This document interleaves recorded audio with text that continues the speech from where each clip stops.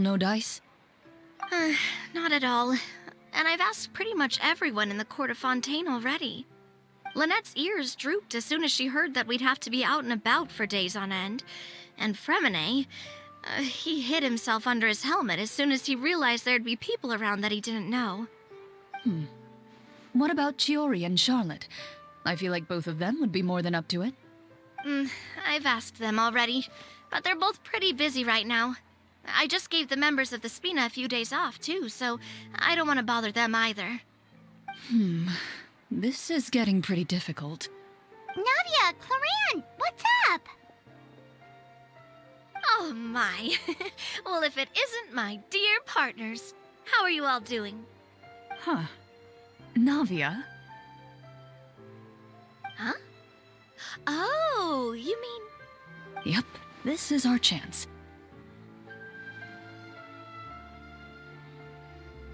Do you need our help with something? Oh, precisely. My dear partners, we've got a huge problem right now that only you can solve. Whoa, for real? Absolutely. We've already exhausted all our other options. Traveler, Paimon, would you join us and play Marechaussee Hunter Judgment Day? Marechaussee what now? It's a new game script by the Tabletop Troupe, a local roleplay adventure club. Ever heard of the Tabletop Troupe? They put out games that allow you to participate in a story and roleplay characters with your friends. Oh, I've loved their stuff ever since I was a kid. That sounds super interesting. Clorinde and I are both veteran members of the club. Recently, someone came up with a new script and was looking for people to help playtest it for them. And when they asked, of course I couldn't refuse. I mean, come on, a brand new script? Nobody has ever played it before. Generally speaking, scripts at that level of development have a lot of issues, but I think this one is pretty solid. The author obviously put a lot of work into the story, and the world building is also quite credible. Whoa. I know I was the one that handed you the script, but some of us haven't read it yet. No spoilers, please. Anyway, the script calls for a team of 4. Ah, yes. We're missing one final player right now. So, you're saying you'll help us out? I knew I could count on you, partner. Paimon and the Traveler are kind of a package deal. Is that okay? That's not a problem. I'll adjust the pace based on the actual number of players, and ensure that everyone has a good time. Well, Traveler, what do you think? Wanna play? Paimon will follow your lead. Well, that solves our problem. You have our thanks. Woohoo! I'll go grab the script manager from the club right away. The script manager? Didn't you just say that you gave Clorinde the script? The club introduced a completely new kind of gameplay for the script. In this iteration, the Game Master's version of the script is incomplete. The script manager provides the next part of the script only after players have completed the current list of objectives. On top of that, in order to increase player immersion, the club has created some of the story's sets and scenes in real life. We'll only know where we should go once the script manager reveals the starting location. Wow, you're right. Whoever wrote this script really did put in a lot of work. And it's got a real healthy amount of suspense, right? I mean, even the GM doesn't know how the story will end. I look forward to experiencing it with you all. Why don't you go meet up with the others first? They should all be waiting at Chioria Boutique. I'll come over with the script manager as soon as I find them. Sounds good. Remember to always watch where you're going, and don't rush. You say that like I'm 6 years old or something. Let me think. What kind of character should I play this time? I just hope you'll pick up some useful skills this time. Oh, and stop trying to persuade every animal you come across.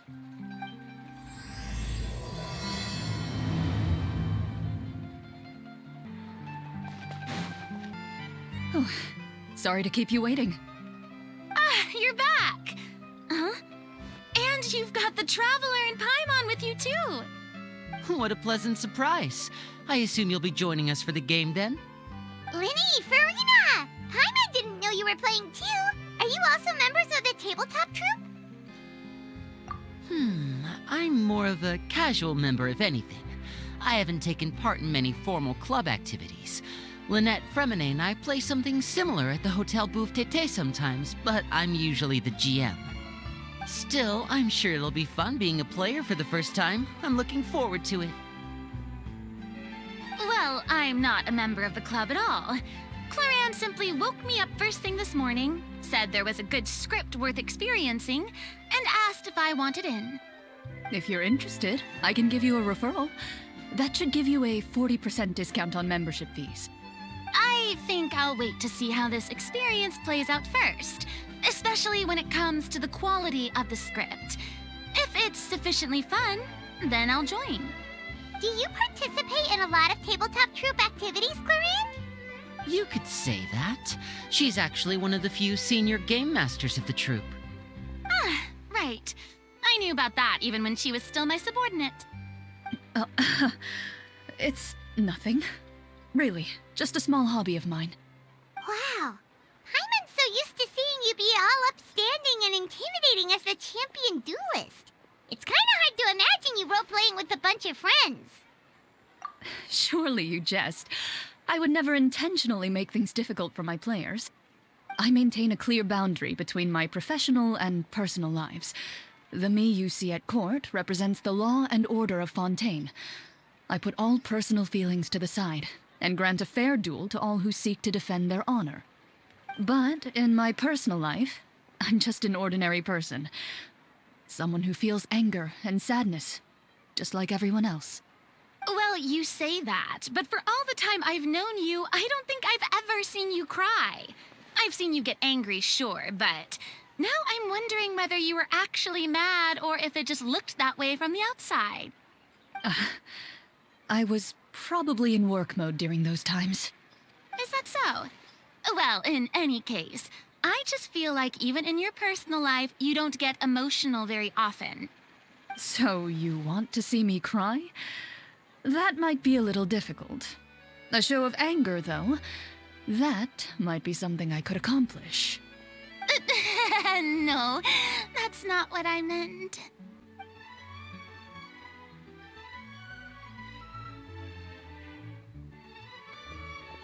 I'm back! Here, allow me to introduce you to the script manager, Mr. Florian. Pleasure to meet you all. Hello. Wait, are you a champion duelist too, Mr. Florian? Oh, no. This is just the costume provided by the club. I occasionally play a few of the roles in my scripts. That sounds like a lot of work. It's nothing. It's the least we can do to give the players a more immersive experience. Anyway, allow me to give you a brief introduction of the script. This script was adapted from the real history of the Marechaussee Hunters.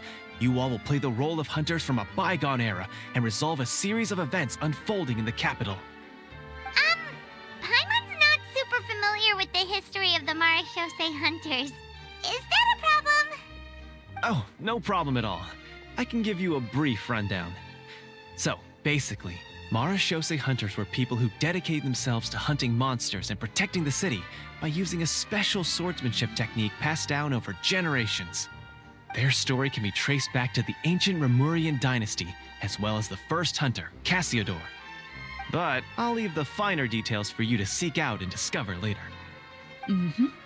And I'll provide additional commentary as the story progresses. In that case, brave hunters, are you ready to set out on an unknown adventure? Whoa, just one sentence and it's like we're in the story already! Aha, I see many a determined gaze before me. Very well, head over to this location and begin your heroic journey.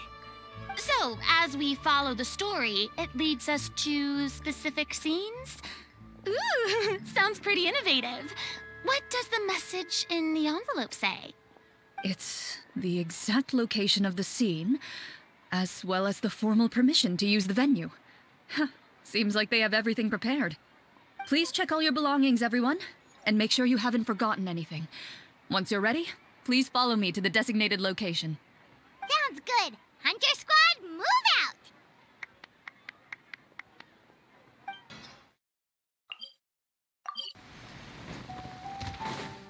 Late.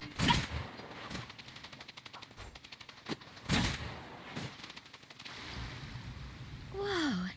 They really have thought of everything. Even the phaetometer is here and ready to go for us. The phaetometer. What's that? It's a card that's used to determine action success or failure. We'll need to use it when we try to use certain skills. And what about all the dessert and tea? Is that for us as well? That's what the message said. Oh, really? That's so nice. It feels just like a tea party with friends. Those snacks have Paimon's name written all over them! I think you might be more of a snack hunter than a Marashose hunter, Paimon. Snack Hunter Paimon reported for duty! If there are delicious snacks to be found, Paimon will track down every last one! The desserts are great. But I'm still looking forward to the story more than anything. Very fair. Then, let us begin. First, please pick up the blank character cards in front of you and write down your name and profession. You can find an abbreviated version of the rules printed on the back of your character card. If you have any questions, feel free to ask me. In this story, everyone is a Marashose hunter. To reflect this, the club has prepared a small badge for everyone. Ooh, nice! As hunters, you have proficiency in swordsmanship and fighting by default, so there's no need to allocate any additional skill points to those areas. Swordsmanship? So there's a fighting part to all of this? Paimon's not sure she can do all that on her own. Maybe Paimon can just stick with you? Why don't you share a character card then? The Traveler will be the Marashose hunter, and you can be her little floating assistant. Kinda like in real life. So, for the name, do I fill it out with the name of my character? Yep. It can be any name you like. You can use your real name too if you want. I do that whenever I get too lazy to think of a new name. Oh, so it would be like experiencing a different life, but still as yourself. That's not a bad idea. In that case, I think I'll continue to use the name Linny then. Next up is the skill sheet. You have a limited amount of skill points that you can use to learn a number of skills. The more points you invest in a particular skill, the easier it will be to pass associated checks. I'll take persuasion and investigation. Those are must-haves when it comes to missions like these. Oh, those skills sound like they'd be useful for gathering intelligence! Good idea, Navia! Just as expected of a veteran player. So should we also take those skills then? Not necessarily. Since we're working together as a team, we could leave the negotiations to Navia and use our skill points to pick up other useful skills. For example, I think I'll take stealth and sleight of hand. That will give us more options if we run into any situations we can't negotiate our way out of. Oh, interesting. I wasn't thinking about it like that. I suppose it's not so different from an acting troupe. Everyone has their own role to play. Let me see. I'll take arts and performance. I'm not quite sure what use they'll be, but I'm not as knowledgeable about the other skills, and I am not too confident I'd be able to roleplay them well. Well, that leaves us. What do you want to learn, Traveler? Ooh, so you want to help people when they're injured. That's nice of you. Ha! Gotta say, this suits you really well. Nothing boosts morale like good food. So what do you think? Are you sure you want to learn these two skills? Let's see. Oh, looks like you each have enough points to choose one final skill. You've all picked such classic skills. It's fine to go a little bit out of the box, you know. Why do I get the feeling she's getting ready to cause trouble? For example, this one here. Summon. Doesn't it sound super mysterious and cool? Oh, I saw that one just now as well.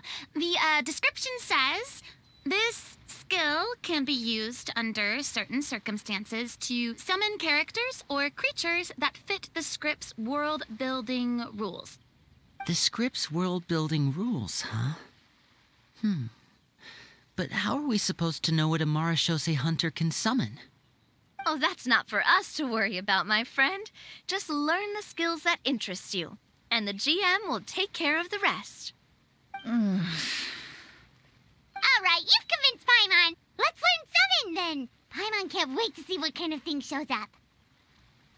Well, now that everyone's more or less finished creating their characters, we can begin.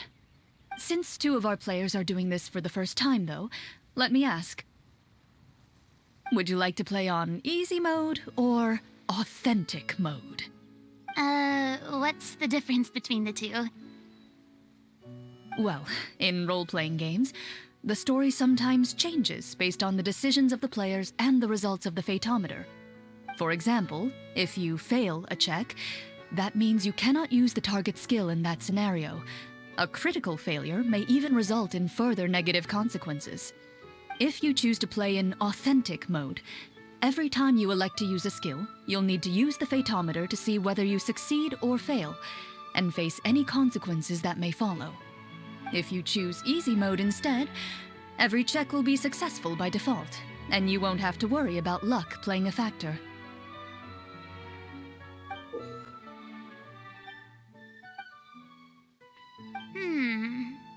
Given that I'd like to focus on the story, I suppose I should pick easy mode. I'd feel bad if I brought the team down by failing my checks. Huh? Oh, come on. Don't worry about that. RNG is the lifeblood of role-playing games. I'm going with authentic mode for sure. Never knowing what you might have to overcome. Ugh, doesn't that sound exciting? I'd rather be mentally prepared for what might happen. All right, then I'll mark down Farina for easy mode. All her checks will be successful by default. As usual, Navia and Linny will play on authentic mode. What about you, dear partner? How would you like to play? Are you sure? Take your time. There's no rush. Are you sure? Trust me, you'll see the beauty of RNG. Honestly, I don't think Clorinde would make things too difficult for us, no matter what the Fatometer says. Isn't that right, Clorinde? No promises. That wasn't super reassuring. Well, anyway, enough talk. Let's get started. I want to experience at least a good chunk of the story today. Speaking of the story, why is the beginning scene on a beach? Well, that's because... a long time ago, back when human civilization was still in its infancy, powerful demons and evil sorcerers ruled over the land. They created a host of monsters and sent them to slaughter all humans in existence. Soon, a group of human rebels banded together. With their swords raised, they swore to brave the darkness, and in doing so, subdue each and every monster that sought their destruction. They became known as the Marashose Hunters.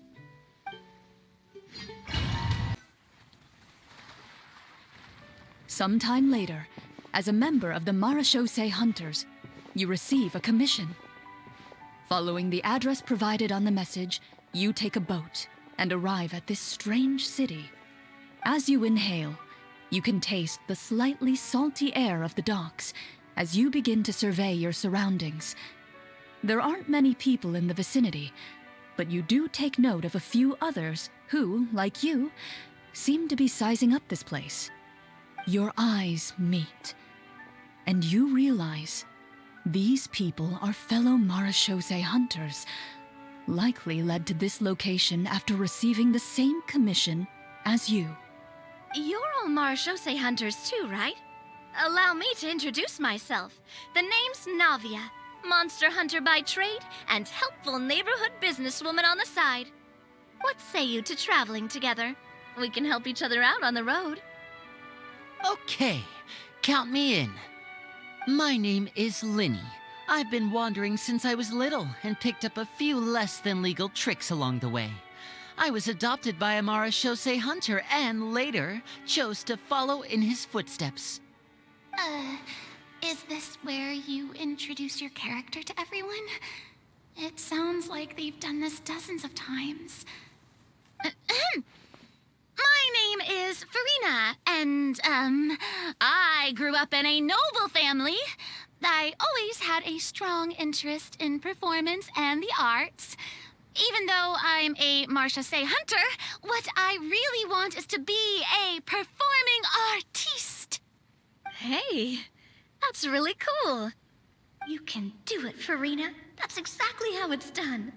Paimon is Paimon, a good friend and companion to this Marashose hunter right here.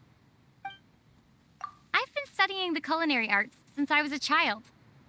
I hope my delicious food can help boost people's spirits. That's wonderful. I'll be looking forward to your cooking during our adventures together. Well, if we're all here for the same commission, why don't we take some time to confirm what we need to do? You open your envelopes at the same time. The message reads, "To the honorable and trustworthy Marashose hunters, our kingdom is currently facing a grave crisis. The lands outside the capital have been overtaken by monsters, and our people are being led astray by forces of wickedness. We beseech you, please help us resolve this crisis and return peace and stability to our home." Huh. The layout of this city looks super familiar. It kinda reminds Paimon of Mondstadt! The scriptwriter must have used a real-world city as a reference when coming up with the map. As experienced hunters, the layout of the city reminds you of places once traveled. You recall the sight of tree-lined streets and the gentle tranquility of days gone by.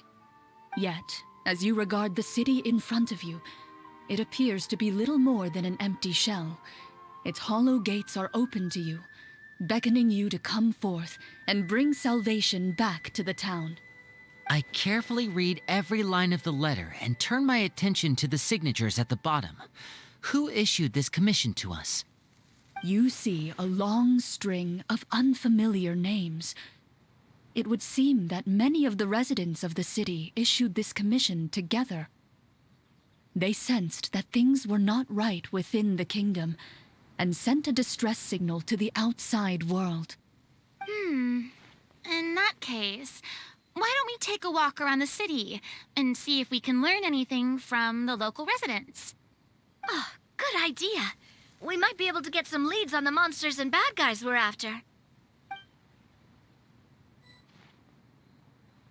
You look up and see a tavern nearby. It appears to be open for the day. Why don't we go check out that tavern?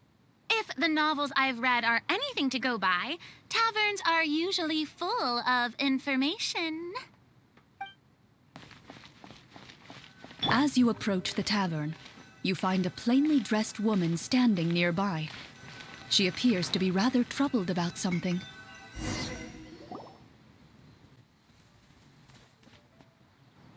Greetings, friend. Lovely weather we're having today, don't you think? Oh, hello.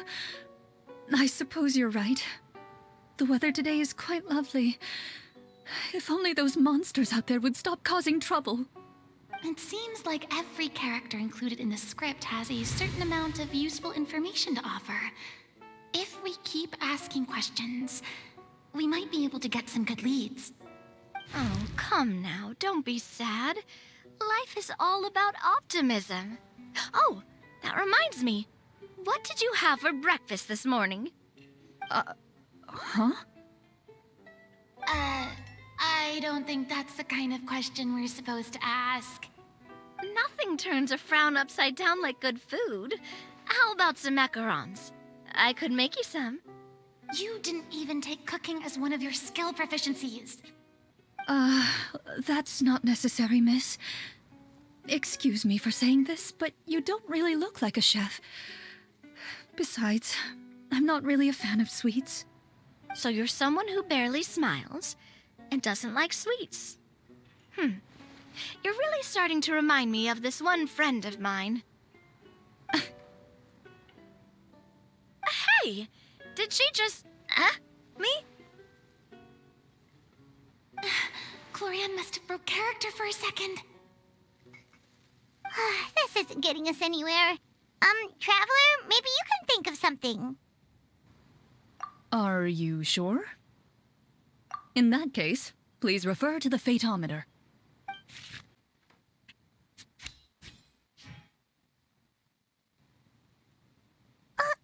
We failed the check? You remain silent as you prepare a pot and fire to use for cooking.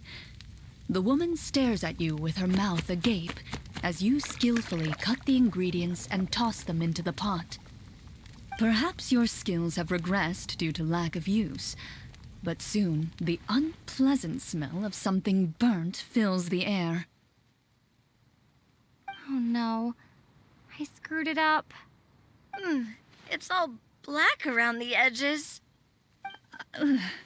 I appreciate the thought, but I think I'll pass.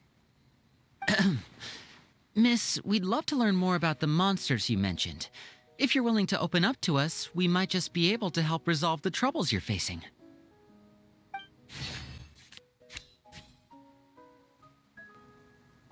You weren't even the one that learned persuasion. My troubles, you say? I'm not sure they're so easily resolved, but I suppose it wouldn't hurt to share them with you. A horde of monsters suddenly appeared near the capital recently, so all the guards were dispatched to fight them. Do you remember when those monsters appeared? I'm not completely sure. All I know is that my husband was dispatched to fight them 3 days ago.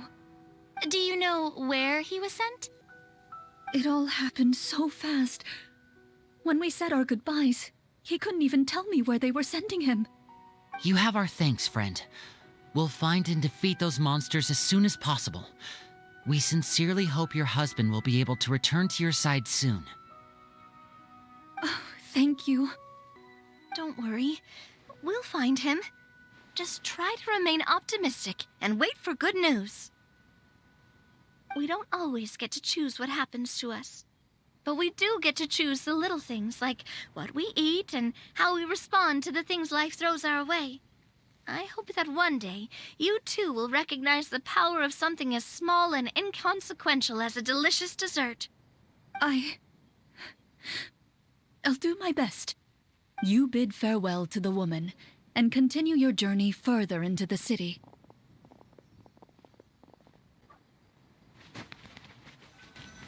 As you venture further into the city, the streets appear largely empty.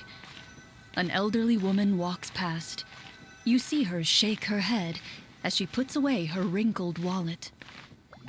A nearby merchant folds his arms and gives you a disdainful look. You get the impression that he's someone who has long gotten used to the sight before him.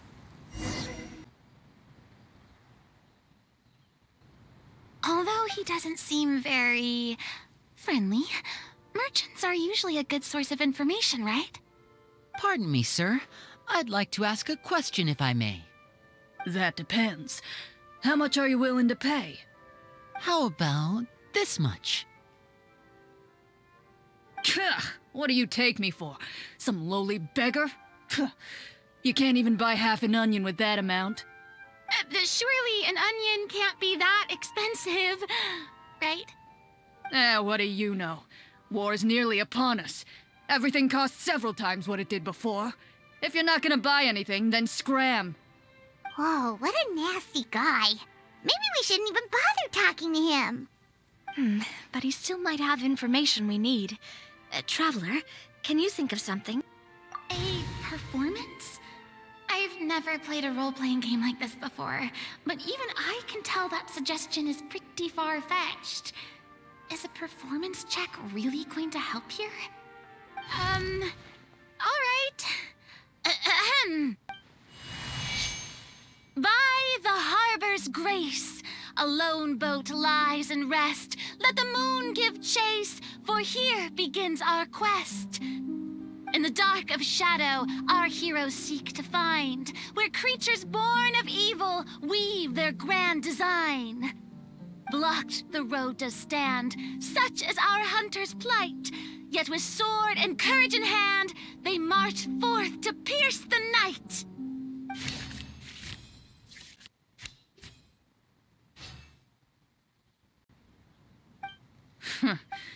I don't recall asking for a bardic song. Don't expect me to give you any coin. But if you meant what you sang, and you are indeed some kind of hunter, then by all means, please, go out and kill those monsters for us.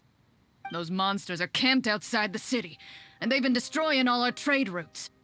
We have limited reserves within the city, so if this continues, we're all gonna be in big trouble. Wait, you're saying no one has put a plan in place to distribute supplies or maintain order? We could all starve, and those nobles in the palace wouldn't even break a sweat. Who knows? Maybe they've been in cahoots with the monsters all along. That is concerning. Yeah, all right, I think I've said more than enough. Be on your way now. Got it. Thank you, sir. Don't mind him, Farina. He just doesn't have enough taste to appreciate your art. No. I was just thinking about how those nobles must be so cold-hearted. It's like they don't care about their people at all.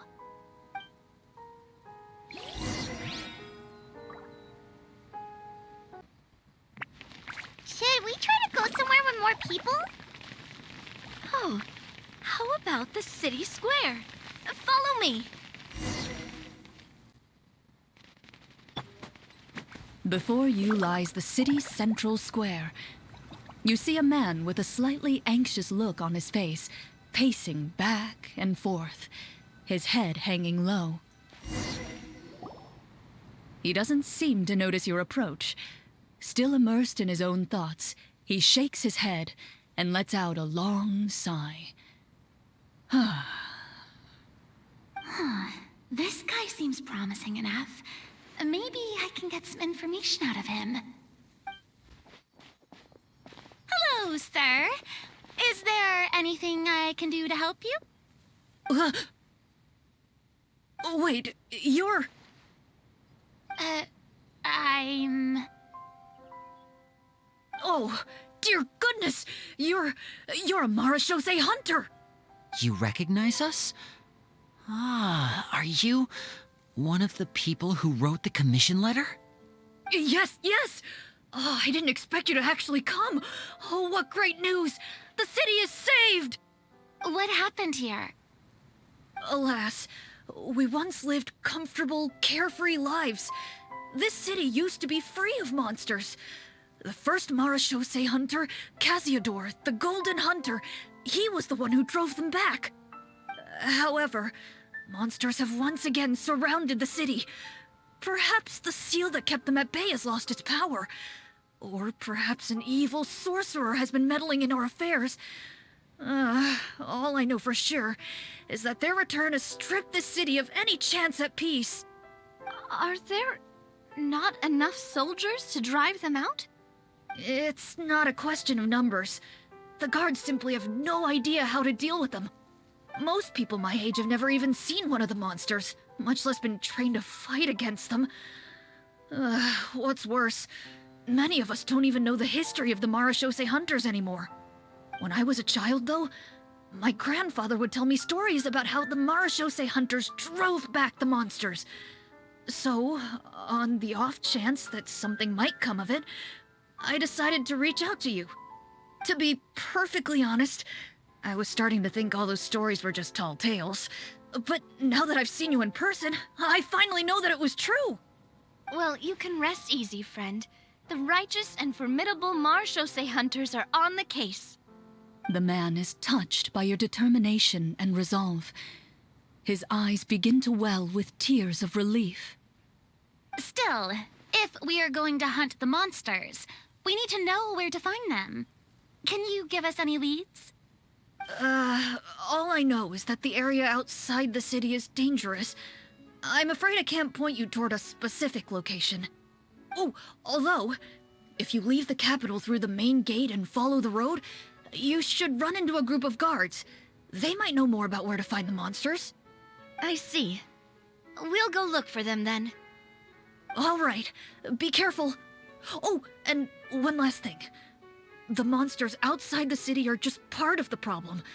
There are evil sorcerers inside the city as well, so be on your guard. They're actively working with the monsters, and have corrupted the court ministers with malicious magic.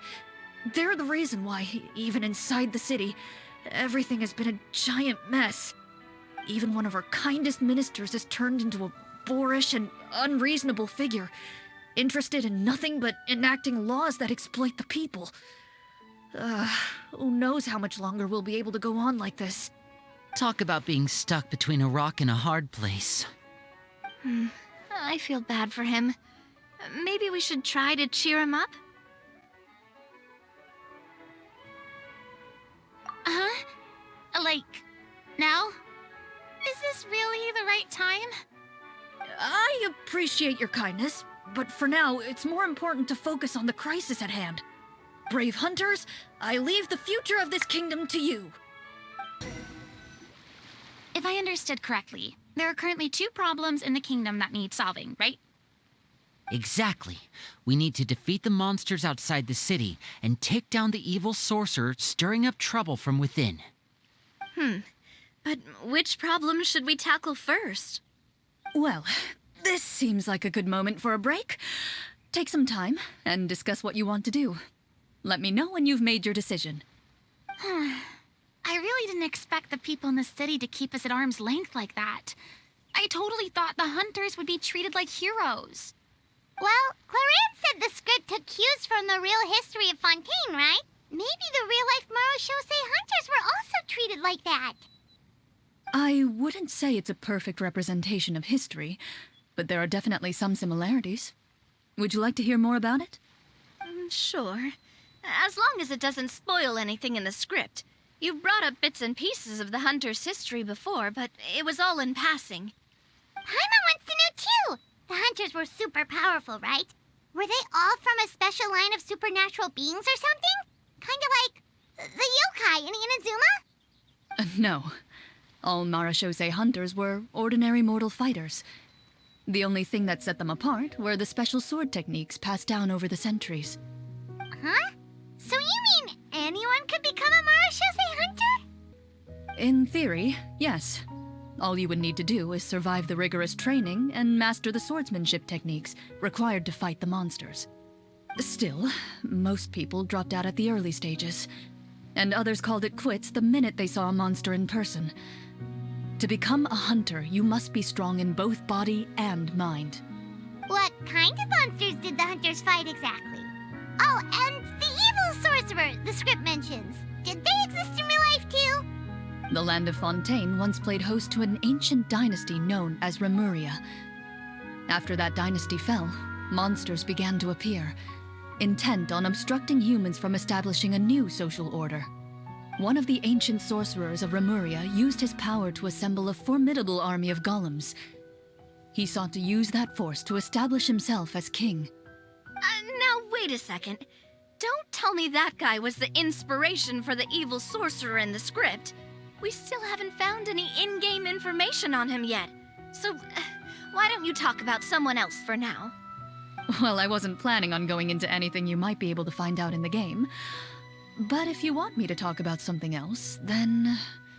How about Casiodor, the Golden Hunter? Or Egeria, the ex-Hydro Archon? Wait, but those people are all from a super long time ago. Where did you learn all this, Clorinde? From my master. By master, you mean Miss Petronia? Someone you know? Absolutely. Miss Petronia and my father were good friends. Back in the day, she would often bring Clorinde over to play, but then... Let's not get off topic. Anyway, back to what I was saying. Responding to Egeria's call, a number of warriors followed Cassiodor into battle against the monsters. This group of warriors, under Cassiodor's leadership, became known as the Marechaussee Hunters. Yet, as Fontaine entered an era of peace, their work gradually became obsolete. The Marechaussee Phantom, originally an association made up of hunters, eventually came to be predominantly comprised of Melusines. Ah, I see. That explains why most of the people in the script have forgotten the hunters or think of them as nothing more than a legend. Is that really a bad thing, though? It can get tough always being the one shouldering everyone's expectations. Depends on who you ask, I suppose. If the name of the organization no longer commands respect, investigative work is bound to suffer. Speaking of investigations, which problem should we tackle first? Monsters or evil sorcerer? I vote monsters. That's the main duty of the hunters, right? We can come back to the sorcerer later. Well said, Miss Farina. Plus, if the sorcerers really are the masterminds behind this whole thing, defeating the monsters could give us some clues on their intentions as well. What about you, partner? What do you think? I mean, you're not wrong. But those characters are usually the ones pulling the strings behind the scenes. More often than not, they're very formidable opponents. Going after them now might be jumping the gun a little bit. We don't want a total party kill on the first day, right? With Clorinde as the GM, I wouldn't rule out the possibility. Then it's settled. Let's go hunt some monsters. All right. After some discussion, you decide to turn around and head out of the city. Let's take a look around, like that guy said. You there! Outsiders, halt! Who's there? An armored man approaches you. He has a tall, muscular build and a determined expression in his eyes. Just one look, and you can tell he's fought in his fair share of battles.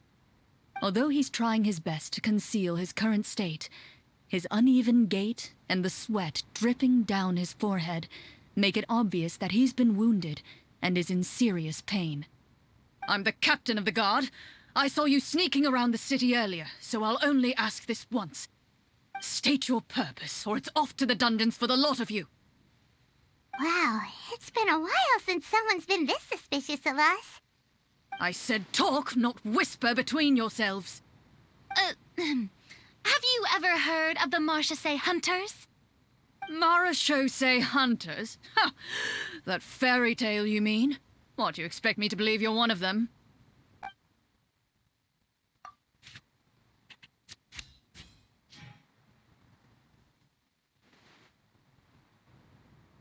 With some suspicion, the captain allows you to survey his condition after you announce yourself as a trained doctor.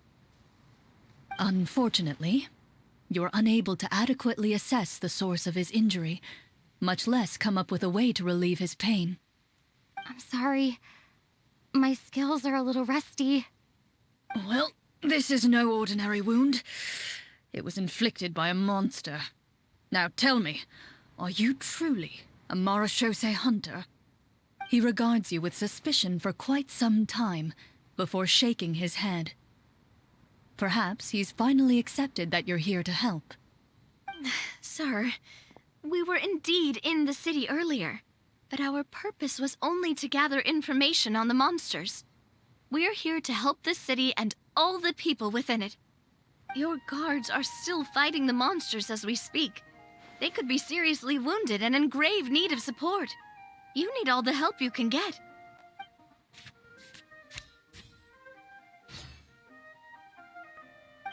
The man regards you with doubt and concern.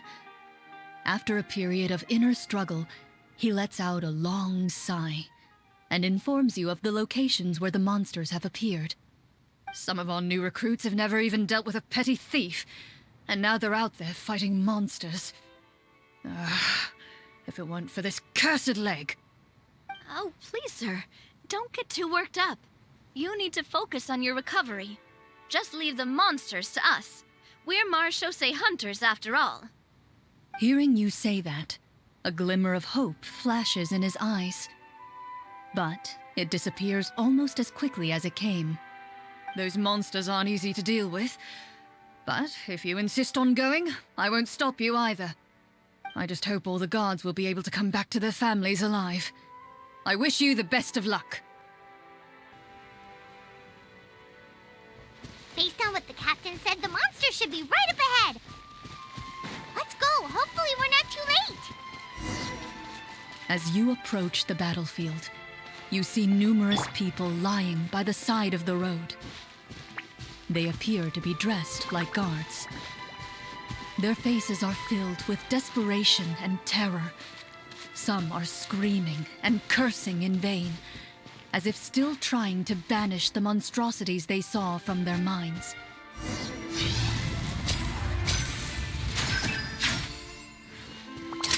Here comes the finale.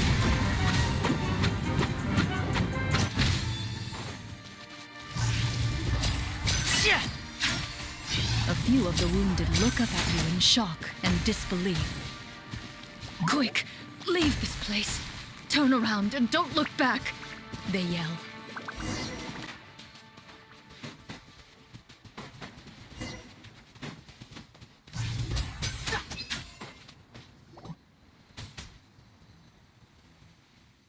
This is the place he mentioned, right? You see broken iron swords scattered all around you, and downed trees riddled with terrifying claw marks. All the signs point to one thing. A truly devastating battle just took place here. Be on your guard, everyone. The monsters might still be around. Before you can finish your sentence, you hear rustling sounds from the surrounding bushes. The monsters have emerged. They close in on you without fear. You get the impression that, in their bloodthirsty eyes, you're just another meal for them to devour. A little help here! This thing wants to eat Paimon! Your battle round begins now.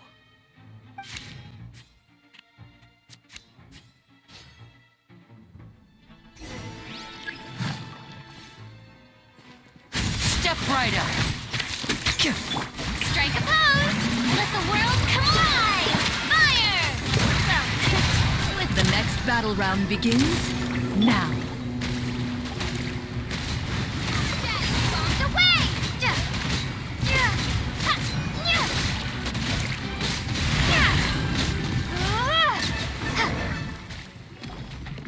The monsters let out a terrifying roar of anger and resentment before dissipating into thin air. Ugh, thank goodness it's over. We're lucky the marechaussee hunter class came with all those preset skill points. Otherwise, we would have been in some real trouble. I never knew the photometer even determines the amount of damage you inflict. If you get unlucky, isn't it just game over right then and there? That's part of the fun. The uncertainty of fate is what gives these games their appeal. Just as you begin to celebrate your victory, a suspicious lump on the ground catches your attention. A suspicious lump. Wait, could it be the thing that appears after every battle? I walk up to it, crouch down, and begin to carefully examine it. I've still got my right glove on, so it should be fine for me to touch it, right?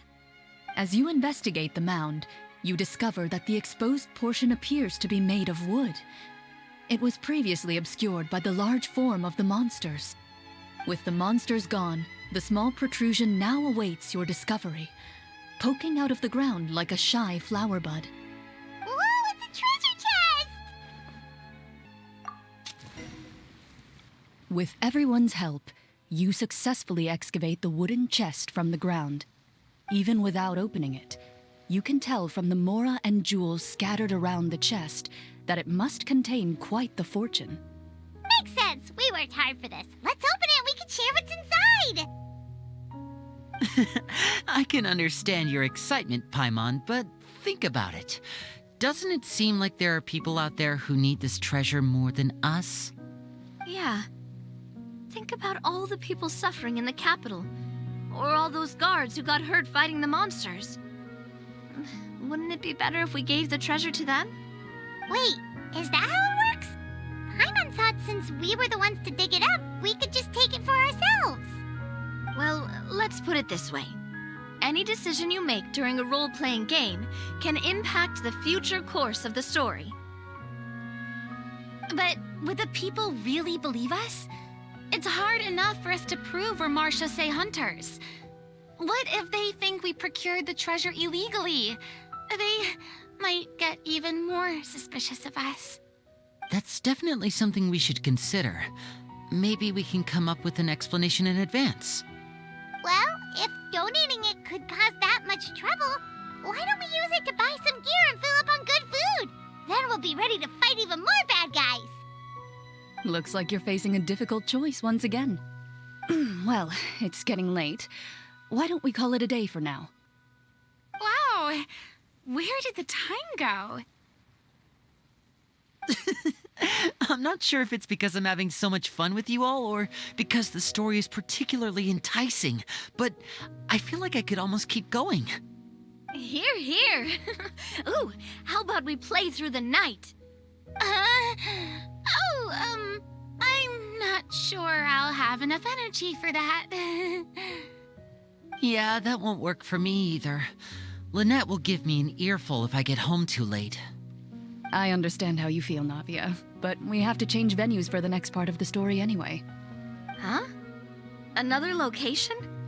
Mm-hmm. There's a special note for the GM at the end of this section that says to proceed to an indoor set for the next part of the script. Whoa, they really pulled out all the stops for this new script. Well, even if we end the game for the day, we can still stay a little longer and hear Clorinde finish her story, right? Paimon wants to hear more about the history of the hunters. Something tells me you just want to finish the free desserts before we break for the day. That's just a coincidence, okay? Besides, to Paimon, not finishing free food feels even worse than having to buy her own. And anyway, Paimon really does want to hear more about Clorinde's master. Well...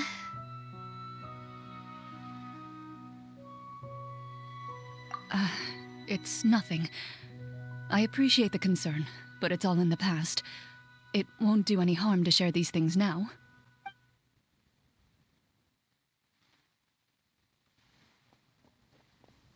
My earliest memories are of living with Master. According to her, she saved me from certain people of ill repute. My birth parents had left me behind some time before that. What a heavy beginning for a life story. Master was a fascinating individual, if inexperienced in the ways of raising children.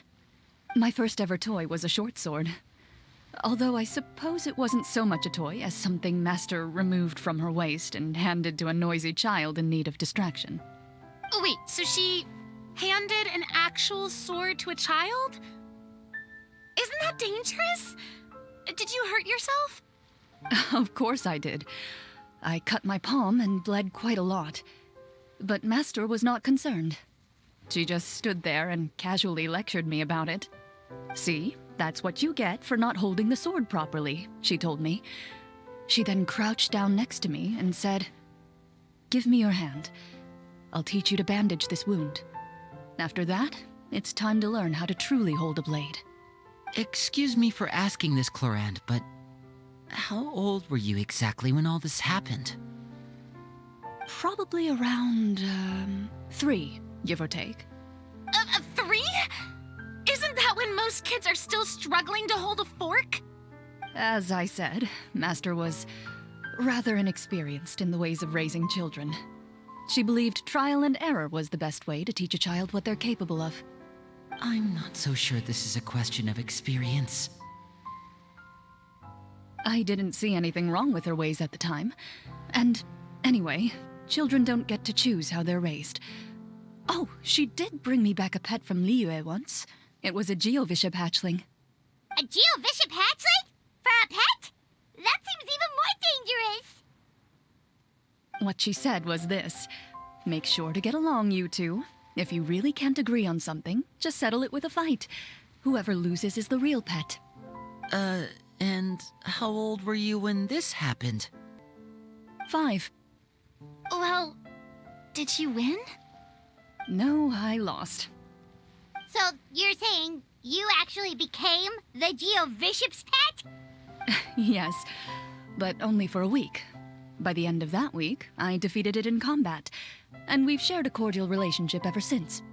That really doesn't sound like the kind of childhood someone should have. Later on, I gradually understood that Master most likely didn't know any other way to raise a child. She was a marechaussee hunter, but I never heard her bring up her own parents. Thanks to her, I learned how to navigate the forest by the age of 6, and could hunt monsters in the wild by myself the year after that. Even though the training she subjected me to was strict, she always made sure to take me traveling when she had the time. We met many of her friends during those days. That was also how I met Mr. Callis and his family. I still remember the first time we met. You were too scared to join our picnic and hid behind Ms. Petronia the whole time.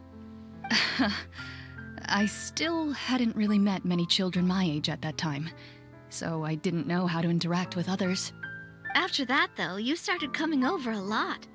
You loved challenging people to shooting competitions, remember? I don't think many members of the Spina ever beat you in one of those. I had a lot of fun during those days. I enjoyed them too.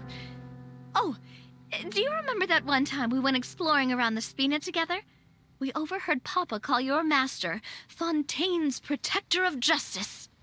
We tried to pretend like we never heard anything, but you nearly let it slip that one time.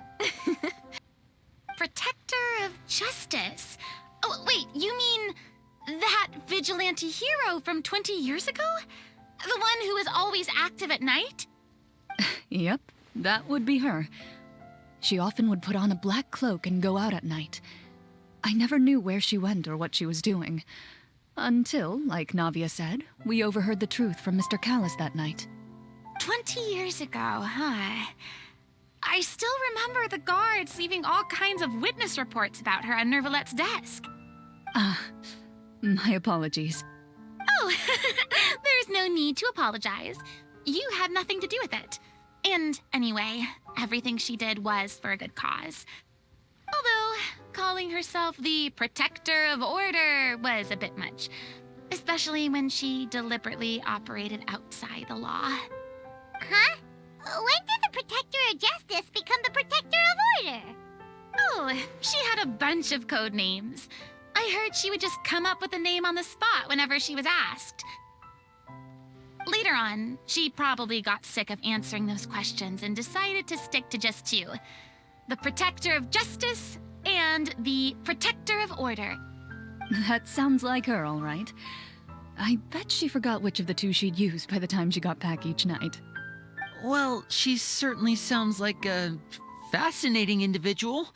With her strong sense of justice, it's no surprise her student followed in her footsteps. It's true. I always wanted to become like her. Someone powerful, independent, and with a strong sense of conviction. But...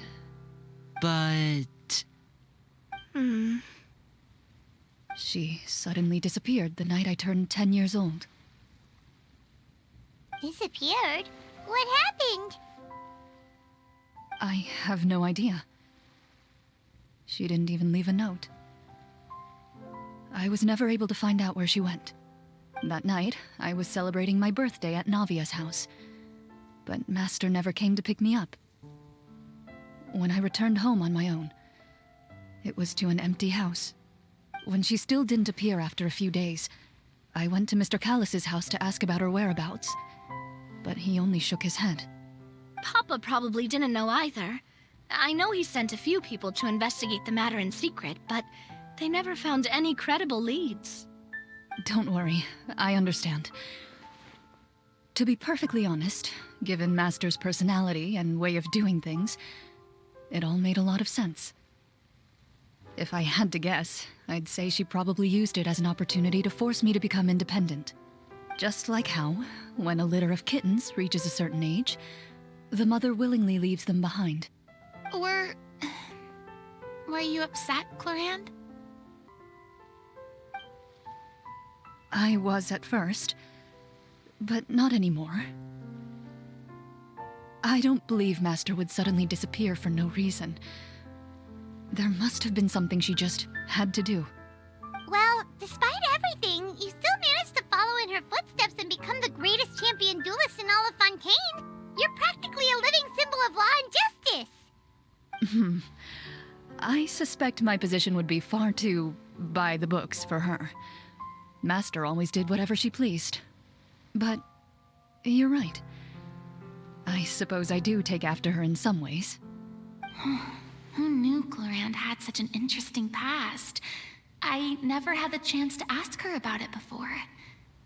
And I wonder if Clorinde's master were the champion duelist back then, would that duel against Mr. Callus have gone differently? Oh no. Judging by the atmosphere, Clorinde and Navia are probably thinking something similar. The mood just got super awkward all of a sudden. Well, anyway. Would you look at the time? It's getting dark, so we should probably call it a day for real this time. If we keep talking like this, we really will be here all night. I had a great time today, Miss Clorinde. Thank you for being our GM. Anytime. The script was good, but I've got to say, your childhood stories were even better. Hey, you should tell us more about that fight against the Geo-Bishop sometime. Maybe your master was onto something. You could be right. What does she mean, onto something? I certainly don't know any 5-year-olds who want to fight a bishop in their spare time. Guess I'll head back as well. I need to save my energy if I want to continue enjoying the story tomorrow. You're that excited to hear about my fight with the bishop? I was talking about the script.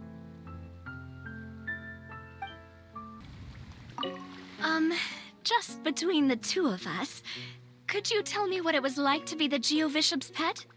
It was nothing special, really. Geo-Bishops don't understand the concept of a pet. So, basically, it just headbutted me whenever I entered its territory. And that hurt? Yeah, it hurt. What, something you want to experience for yourself? Oh, I'm good. Thanks.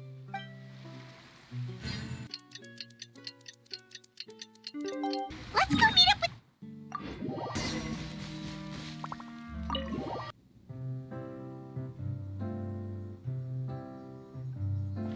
Looks like everyone's here. Now, before we begin, why don't we finish where we left off yesterday? There was an important decision to be made, yes? I'll pour everyone a cup of tea. Is that really the most important part, though, Clorinde? Paimon's more concerned about our current surroundings. Heavy walls, cold railings, dim lights. This is obviously supposed to be a prison. I admire the work put into the set. Still, it's obvious the scriptwriter has never paid a visit to the fortress of Meripede. So the set is going to be a part of the script? Unfortunately, that is something I can neither confirm nor deny. Anyone think Clorinde's smile is starting to look kinda scary? Well, whatever happens, we'll just have to push on. But first, we should really figure out what to do with this treasure. If we're worried about arousing suspicion because of our identity, why don't we give ourselves a different name, just like Clorinde's master did? Yeah, it might be better to keep a low profile. As long as we're helping people, it doesn't matter who we are or what we're called. Staring at me won't get you anywhere. Or did you want some more tea? Oh, Paimon's good. Thanks. Why aren't you saying anything, Navia? Wait, what's that next to you? Oh, this is the short sword Clorinde mentioned last night. I found it. Huh. I'm surprised you managed to track it down after all this time. Well, I made sure to take good care of it. considering the circumstances in which you gave it to me. Of course I had to keep it safe. Anyway, where were we? Oh, right. I was just thinking about all the potential ways for us to break out of prison. We could dig a tunnel, or try to bribe the guards. Wait, we haven't been thrown into prison yet, have we? Well, it's only a matter of time. It pays to be prepared. Just like how you should always have an umbrella on hand, even when it's sunny. All right, Paimon's made up her mind. Let's just give the treasure away. Paimon may have wanted to keep it, but if it's going to land us in prison somehow, Paimon will be too upset to enjoy her snacks. So, you've reached an agreement? All right then, we can continue with the story. Oh, and we'll collect all the scattered pieces of treasure on the ground as well. All right. You collect the treasure and make your way back to the capital with your bag of loot in hand. The city is still shrouded in a gloomy, oppressive atmosphere, but your spirits are surprisingly high. In places where sunlight struggles to reach, you generously share your wealth with the children, the elderly, and the poor in urgent need of help. Thank you, kind soul. The elderly woman's look of gratitude follows you as you walk away, her eyes never leaving your back until you move entirely out of sight. However, there's still quite a bit of Mora remaining. It appears you haven't made much progress. She's probably trying to tell us to speed this up. We need to hurry up so we can address the sorcerer problem. Should we go find that man again at the square? He seemed like a pretty responsible guy. I'm sure he knows the people here far better than us. Oh, good idea! Just as you start to make way to the square, intent on finding the man again, there's a voice.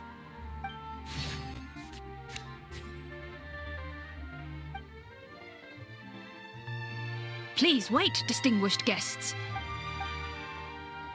Several strange guards suddenly call out to you. They run forward to meet you and proceed to politely pay their respects. Greetings, gentlemen. Are we being invited for afternoon tea? Surely you jest, my lady. That would not be our place. It is His Excellency the King who requests to meet with you. Please come with us. Do you think this could be a trap? Well, we have to investigate the court at some point, right? Meeting the king himself would be a fantastic opportunity to do that. I say we go for it. If something happens, we'll just turn the whole place upside down. That sounds a little intense. After a quick discussion, you nod to the guards and agree to follow. They lead you all the way to the audience hall of the palace. Gilded tables line both sides of the hall. The space itself is adorned with all manner of expensive antiques, glass shelves, and silver candlesticks. The items appear quite ordinary in size and dimension, yet their presence somehow makes the emptiness of the hall feel even more surreal and ominous. Wow, it's so luxurious! The elderly king, clad in a magnificent robe, sits upon the deep crimson throne before you. He wears above his head a majestic crown, with a gemstone the size of a bird's egg set right at the very front. As you observe it, you see a complex pattern of light reflect off its surface. Ahem! They're here, Your Majesty. A man dressed in dark clothes, likely a minister, shields his mouth with his hands and bends down to whisper a few words to the king. After a moment, he lowers his hands and stands back up. His gaze shifts to fixate on your group, but he does not move from his place at the king's side. The king does not appear entirely aware of his surroundings. The man by his side, though. We should keep a close eye on him. The king remains still and says nothing. The minister is the one who speaks. Esteemed guests, allow me to thank you for coming to our faraway kingdom. Unfortunately, His Majesty the King finds himself quite exhausted from work. So please allow me, his Prime Minister, to welcome you in his stead. I've heard tell that your group, the Marechaussee Hunters, used your exceptional ability with the sword to repel the monsters near the capital. Such a great deed deserves to be rewarded. However, seeing that I was not fortunate enough to observe such a feat with my own eyes, you'll forgive me for seeking to verify the truth by speaking to you myself. Well, we've got nothing to hide. You brought us here to talk, right? So we'll just explain what happened. The golem's blades were so powerful, they could cut down trees in a single swipe. It took a lot of effort to defeat them, even for trained swordsmen like us. Well, that was enough details, right? Believe us now? Your account does indeed match those of the survivors. Since you were the ones who defeated the monsters, that must mean you are also in possession of the treasure they stole? Well, we did take the treasure, but... How did he know about the treasure? Then I must ask that you return it at once. It belongs to the kingdom. Wait, but didn't you just say that our great deed deserved a reward? Shouldn't the treasure be considered a part of that? Yes, that was indeed what I said.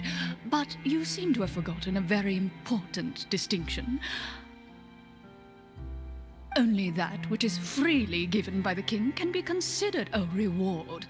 Taking the rightful wealth of a kingdom without said permission, on the other hand, is a crime. But that's completely unreasonable. Yeah, that makes no sense! If it weren't for us, the treasure would still be buried underground somewhere!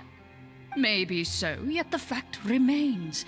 You tried to dispose of the treasure without reporting it to the court and without receiving permission, yes? What, no answer? Surely you're not insinuating that you, a group of legendary Marechaussee hunters, sought to take the treasure for yourselves? Well, what about the king? Is he just gonna let this guy talk for him the whole time? Clad in his magnificent robe, the king remains seated, with his hands resting on either side of the throne. His posture is rigid and unmoving. He stares forward with an empty look in his eyes, completely unmoved by the events before him. From the look of things, could the Prime Minister be the evil sorcerer? Or could both the King and the Prime Minister have fallen under the evil sorcerer's control? I would like to observe the number of guards stationed in the hall. The guards in the palace appear fully armed, their expressions solemn. Sensing the tense atmosphere in the room, they stand at the ready, each with a hand placed upon the hilt of their sword, as if prepared to draw their weapons and surround you at a moment's notice. Well, there goes my plan to turn the whole place upside down, I guess. It appears we've been visited by nothing more than a group of ill-intentioned imposters. What a pity. Guards, take them away and throw them in the dungeons. Before I decide your fate, however, I must first determine whether you have any accomplices outside the court. Can't we try to slip away? Or maybe start some kind of riot? But if we try to fight the guards right now... Don't worry. At least we figured out who's behind all this. Let's just play it by ear. If you're scared, Paimon, just hold my hand. Aw, thanks, you guys. You allow yourself to be led away by guards surrounding you on both sides.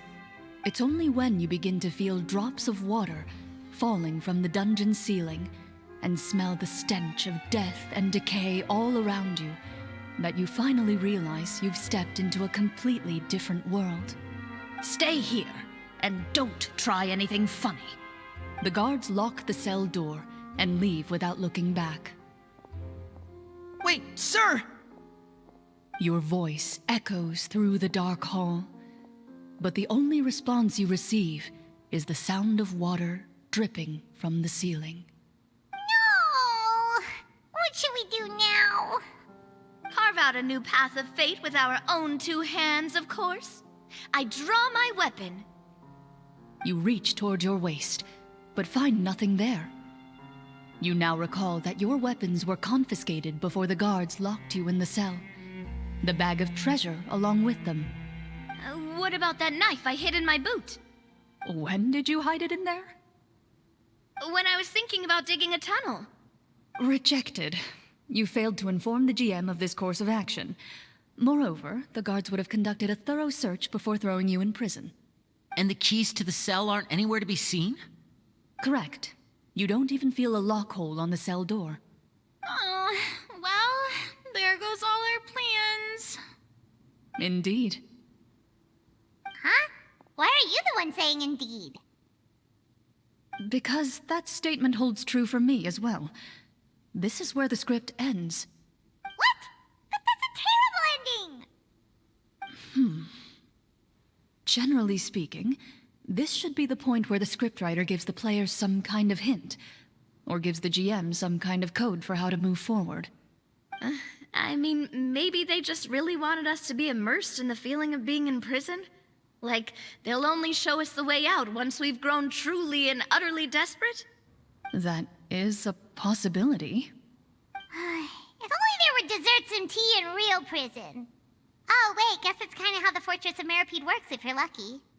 Oh, before I forget, Navia, the short sword you had with you earlier.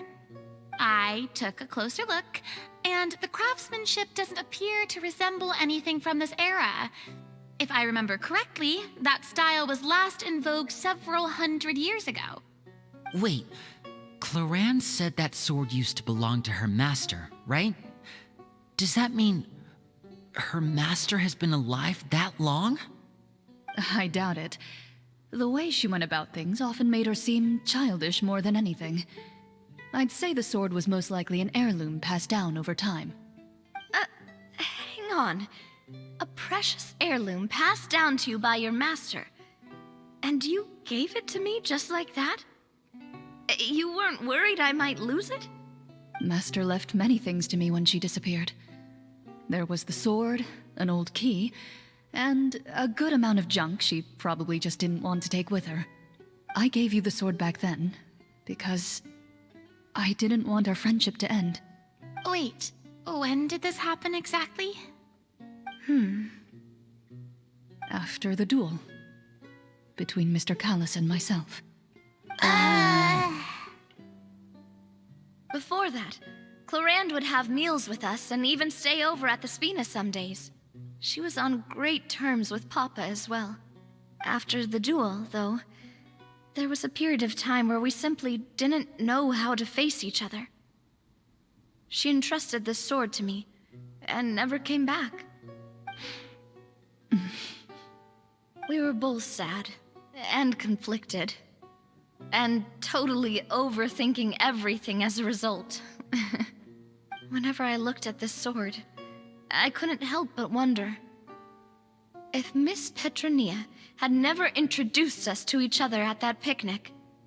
Maybe part of the sadness I was feeling could have been avoided.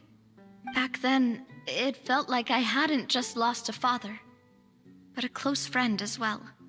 No one can change the past. The most important thing is that you two found your way back to each other and can enjoy things like this together. Yep, you're right. I'm sorry, you two.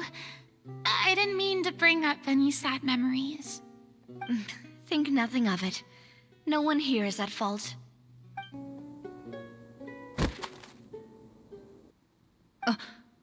Huh?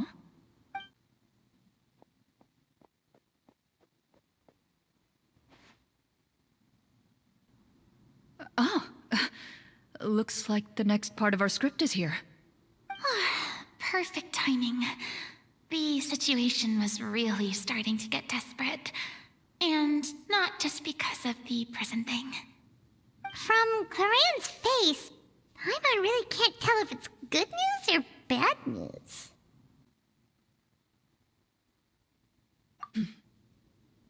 Water continues to drip from the ceiling. In this lightless dungeon, you lack a reliable way to tell how much time has passed. Eventually, you get used to the unpleasant odor of straw, mold, and rust, and find yourselves alternating between fits of drowsiness and despair. Suddenly, you hear footsteps outside the door. Heads up, everyone. Someone's coming. Gather close, everyone, and keep your voice down.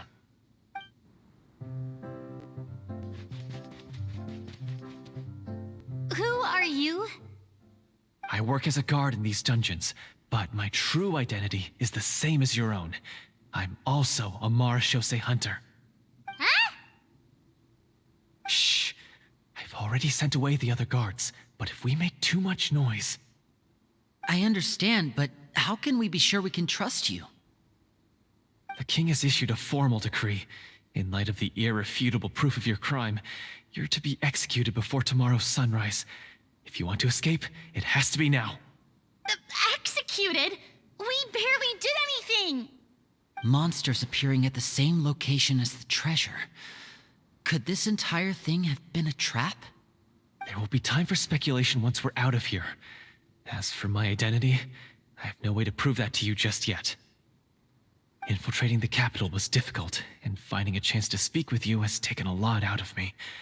I could go on, but I think we can all agree that now is not the time for details. Have you seen our weapons anywhere, sir? Don't worry, I brought them with me. They're just behind the door. Still, these weapons alone won't be enough to defeat the true enemy behind the scenes.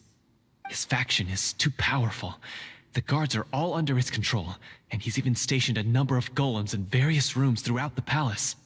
To defeat him, you must find a secret vault. It is said that within that vault, the Marashose hunters of the past left behind a treasure with the power to defeat the sorcerer. You're not coming with us? No, I'll remain in the dungeons to deal with the guards. I'll try my best to distract them so they don't go after you. As long as my identity is not revealed, I'll be able to aid you when the final battle comes. In that case, please stay safe. Thank you for your concern. I will do my utmost. As for the location of the vault, here, this map should lead you there.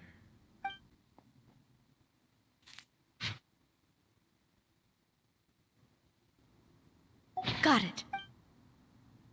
All right, once I open the door, remember to stick close and refrain from making any noise. I'll lead you out of here as quickly as possible. You now have the chance to restore the honor and legacy of the Marashose hunters. So please, get out there and reclaim what's ours. And be sure to exercise caution. With the help of the guard, you successfully escape the dungeons. Your sense of despair and anxiety both seem to fade as you continue your quest. Wait, we didn't get to use our skills at all while we were in prison. Who knows when we're gonna get the chance to use that cool summon spell? That is a pity, but we can only continue to move forward.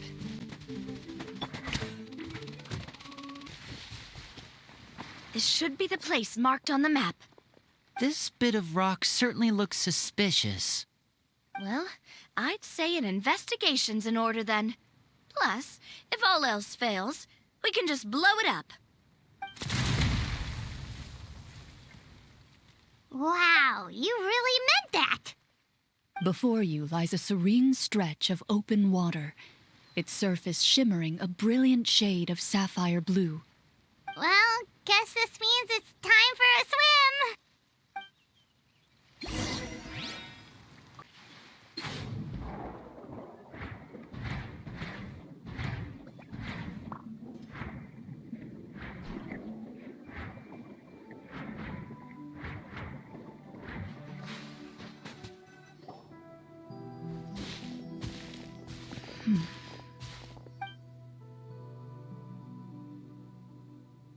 Oh, what's the matter?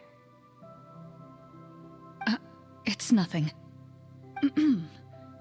As you step into the cave, you find yourself in an eerily quiet space. Before you lies a narrow passageway that appears to trail off endlessly into the distance.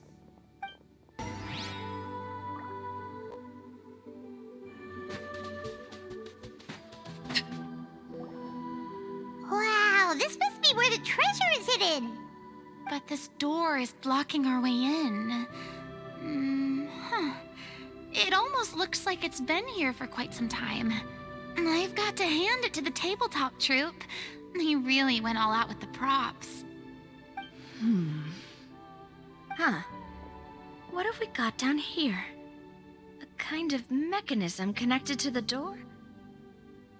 Ah, it looks like we might have to arrange it into a certain pattern. A pattern on a stone door.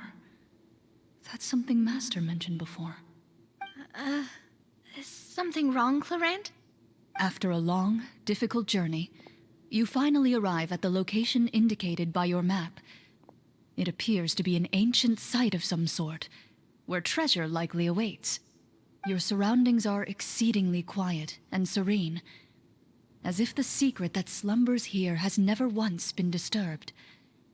If you listen closely, you can almost convince yourself you can hear the sound of its calm, gentle breathing. That description makes Paimon feel kinda bad for disturbing this place. We're doing this for the sake of the people, to free them from the evil sorcerer. I say it's time for this treasure to once again see the light of day. Linny's right. We need to keep going. The future of the kingdom depends on it. The next part of the story requires us to solve the puzzle, right? Let's start exploring the area. Yes, that should be fine. Something feels off about all this. Guess I'll just have to improvise.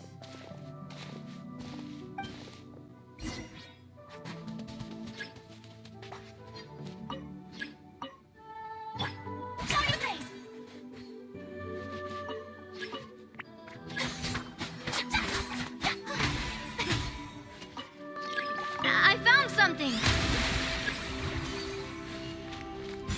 Found something here, too.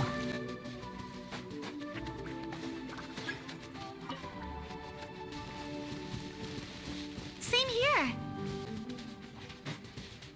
I present.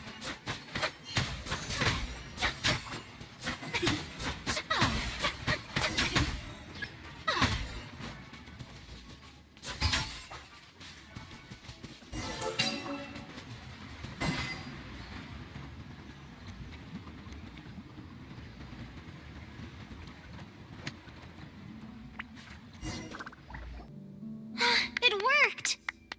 Something just appeared. Some kind of new mechanism, maybe? By solving the puzzles, you prove yourselves worthy of inheriting the secrets of the past. At the end of each puzzle, you're rewarded with With? a key. Oh, it must be the key to the big door. This is one of the Marechaussee Hunter keys that are passed down from generation to generation. It looks just like the one Master passed down to me.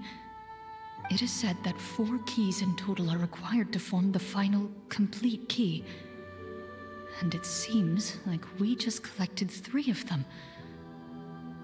That must mean... Huh? What's wrong? You hear a few strange noises. Suddenly, all the torches in the ruin go out at once. Huh? What's going on? Did we fall into another trap? For the sake of immersion, please close your eyes, everyone. Without the torches, the space is now completely dark, and you cannot see anything. But Paimon can still see a little bit over here. Oh, right, sorry. Suddenly, you hear the sound of footsteps pierce through the darkness. There's someone else here? Oh, this is so unsettling. I can't see anything. I've been discovered then. Wait, that voice, it's... You recognize the voice as belonging to the guard who led you to this place. It appears he now covets the treasure for himself, and has come to stake his claim. Oh, so this is just part of the script. Then I can probably relax. Well, if we can't see anything, that means we can't fight to the fullest of our abilities. Should we retreat for now? Judging by the way he's holding his sword, He must be a real Marashose hunter. But this isn't part of the script. Retreat? That's not the hunter way. If it's dark for us, then it's dark for him. We choose to fight. Your choice is noted. Please keep your eyes closed until I tell you the torches have been relit. This battle will be in the dark. You got it. Well then, let us begin.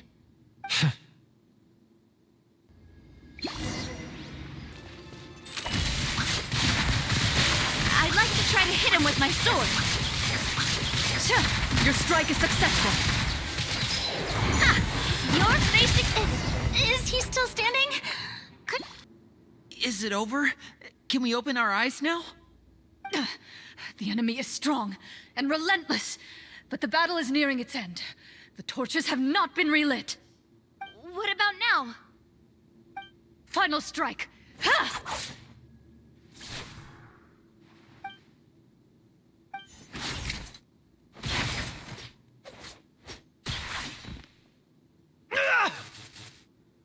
Oh, well, did we get him?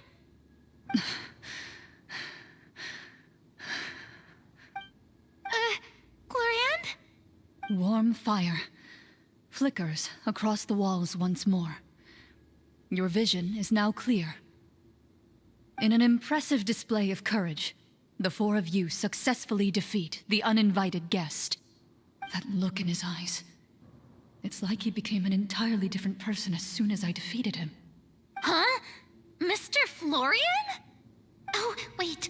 We're supposed to be role-playing. I should stay in character. Speak your name, guard. Why did you lead us here just to betray us? Is this treasure really more important to you than bringing peace to the kingdom? What kingdom? What peace? Those were nothing but lies! I, Florian, am a true Marashose hunter, descended from hunters of ages past. So he's also using his real name. Or, wait, was that the name of his character from the very beginning? Then I'm even more confused. If you truly are a Marashose hunter, shouldn't you want to help us just like you said before? Shouldn't we fight together for the sake of the people? What do you know? In this day and age, there's no glory to be had as a Marashose hunter. What's that supposed to mean? My skills were passed down to me by my father. We lived a life of obscurity in the remote wilderness. Still, he devoted everything he had to being a Marashose hunter. And what did he get in return? A life of poverty and pain. And a world that forgot all about him. When he died, not a single person came to mourn his passing. The Marashose hunters were the ones who saved this city. We're heroes. We deserved more recognition and respect than this. Is he talking about how no one in the capital seems to remember the hunters and their legacy? I didn't expect the script to contain this level of social criticism. So that's why you want to take the treasure for yourself? You feel like you're owed fame and wealth?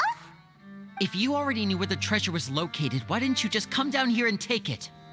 Because I still needed the final key. Only a true Marashose hunter is capable of passing through this final door. As someone who sought to hurt others for his own gain, Florian lost that right long ago. Okay, but what is this treasure anyway? We've got all the keys, right? So can we just go in and take a look? You're sure you want to go in? We've been talking about it for so long. Of course we want to see what's inside. And we've already defeated Florian, right? So he won't try to take it from us anymore. Pesky brats. Watch yourself. Then let's open the door together. All right. Your choice of action is confirmed.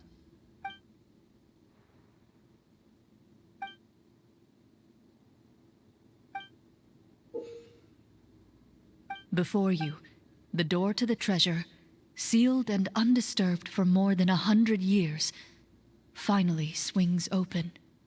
You hear the shrill wail of the door hinge as it rotates for the first time after years of disuse, almost like a sleeping giant letting out an extended yawn. You get the impression that the secrets buried behind this door might be just as heavy as the sound you just heard. It's open! Come on, let's go in! Paimon wants to see what's inside! Ooh, me too! Ugh, uncovering hidden treasure is the most exciting part of adventuring. What do we have here? Uh-huh. A stone tablet? And some shabby weapons? You call this a treasure vault? Looks more like an abandoned warehouse! Maybe the troop ran out of budget at the end? They provided a super immersive experience at the beginning only to drop the ball at the most important part? They could have at least filled this place with cardboard Mora or something! Wait, I get it now. Paimon, this is the real Marashose Hunter treasure. Huh? This is it? The Marashose Hunter treasure is just a stone slab and some broken swords? I can't believe it. I refuse to believe it!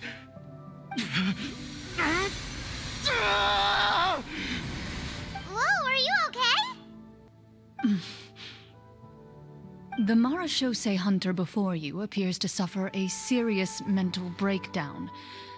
He needs to leave the room for a moment to collect himself. One of you seems to understand the significance of the treasure already.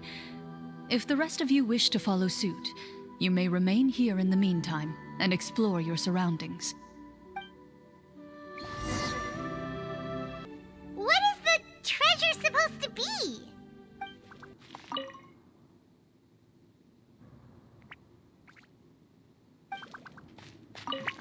The names on the tablet. The old and broken weapons. Walter.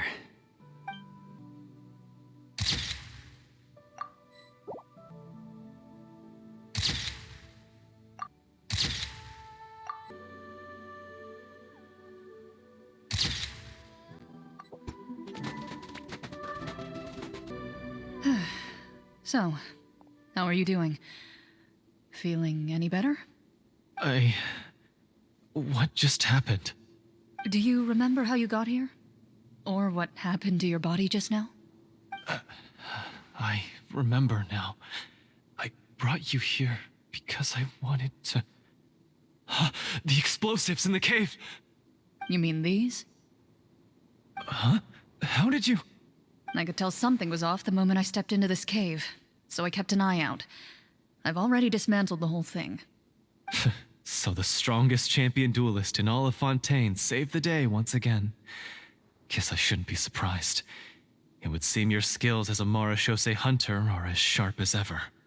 I deserve some answers, don't you think? Tell me why you wanted to lure me here. Everything you said earlier sounded like the truth. Luckily, your monologue was dramatic enough to convince my friends you were just role-playing. I don't know. I just always felt like there was something in my heart that didn't belong to me. Something agitated and angry. Who knows? Maybe it was my own anger all along. I could never really tell. The feelings about my father and the other Marashose hunters are real. It just wasn't fair. I was angry, bitter that no one remembered them or praised their accomplishments.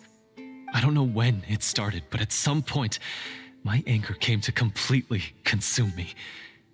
At that point, I remembered the legend my father used to tell me. The one about the treasure.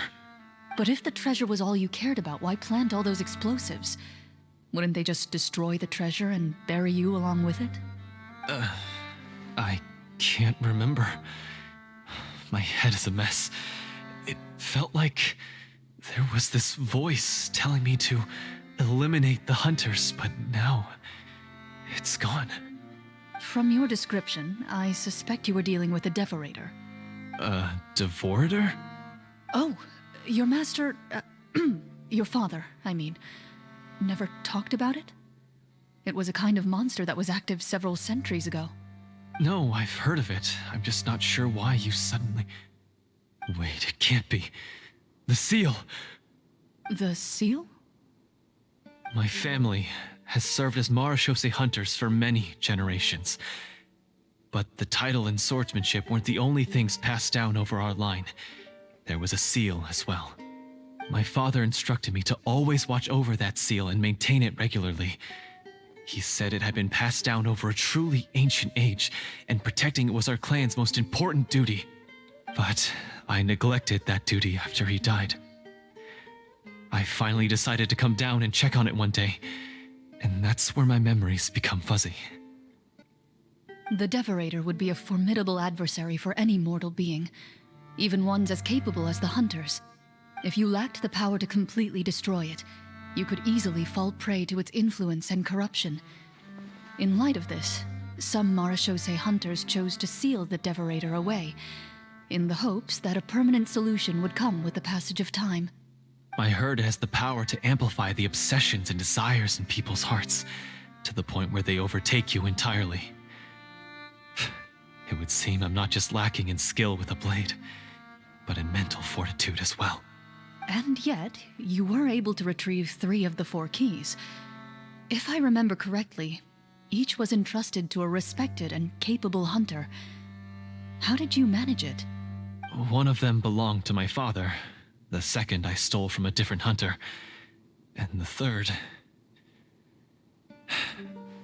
was one that I snatched while the person was on the way home from the tavern.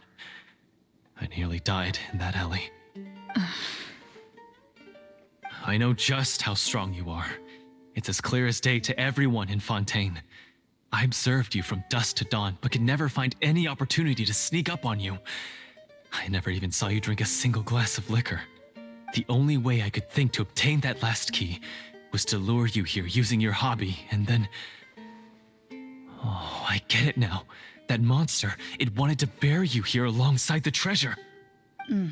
I won't comment on anything else, but the script was good. Well, I did pour my heart and soul into it. The stories my father used to tell me about the glory of the heroic marechaussee hunters and how they came to be forgotten. It's more than just a story. Huh? You're proud to be a hunter. You're still holding onto that part of yourself, no matter how small. I have done so many despicable things. I have nothing to be proud of. Then explain the purpose of the evil sorcerer in your story. Huh? Isn't he the true antagonist? The one who sought nothing but his own gain, and used the people as pawns to attain it? In your heart of hearts, he was the one you truly wanted to defeat. But I've already tainted my sword. I no longer have any right to... Wake up, Florian. Remember how you introduced yourself earlier.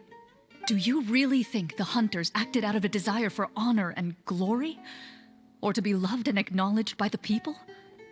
What did your father teach you about our order?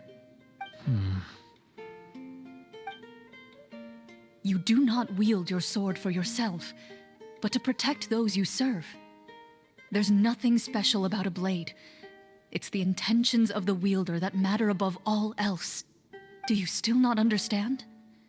Even after seeing the treasure for yourself? The contents of that room, they represent the true legacy the hunters left behind. You're right.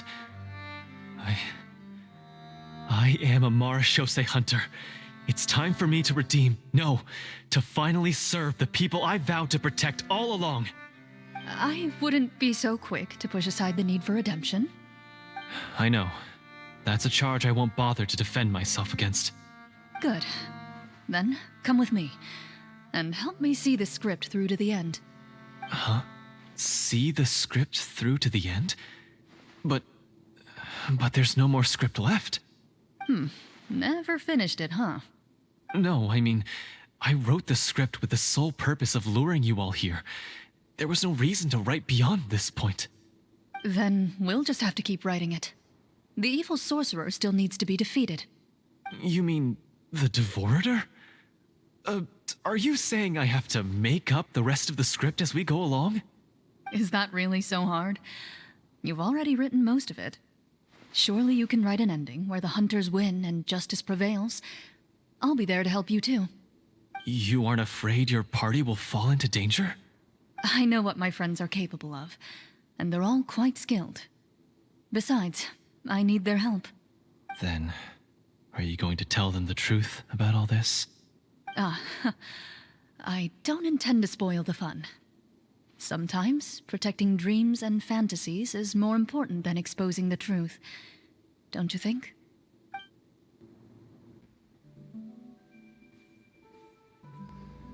They're back! That took a while.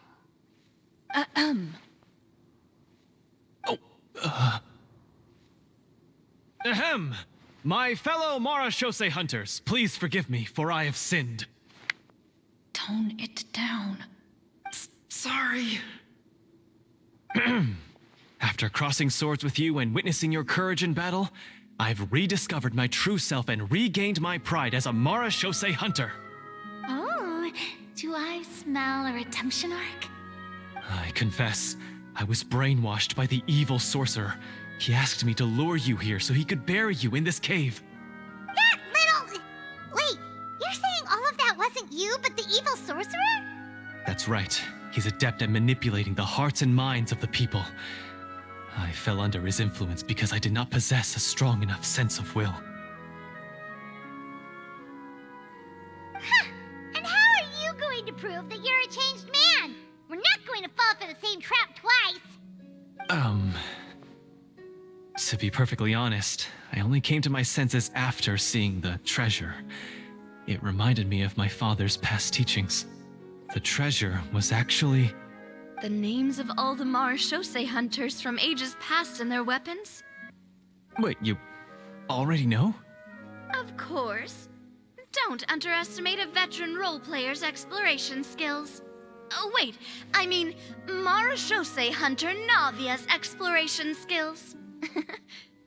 We just finished reading through the content of the stone tablet. That tablet recorded the lives of some fascinating people. For example, this Marashose hunter called Est. She inherited the responsibilities of the Golden Hunter and passed judgment on many people. But in private, she had a very easygoing personality. Her favorite pastime was singing and dancing with her friends, and she was said to have a beautiful voice. So, she was just like you. Oh, you really think so? Well, when you put it that way, I suppose I also have a few things in common with this Walter. Working as an executioner, he supposedly used a countless number of tricks to confound his enemies in battle. Oh, if only I could have seen the feats of magic he pulled off back then. Their lives were all so exciting. You could write so many cool books about their accomplishments. How could they have all been forgotten? Because they chose to be. To hunt monsters that only appear in the shadows, you must also operate in the dark. To be a Marashose hunter is to willingly give up on wealth and fame. Then this stone tablet must have been left behind by their companions. That's right. Few Marashose hunters ever revealed their identity to the public. They always protected the city from the shadows. The only time they spoke of their accomplishments would be at night, when they gathered with their fellow hunters in front of the bonfire to share stories of the monsters slain by their hand. So, this tablet was created not so that the hunters would be remembered by the people, but so that they would be remembered by each other.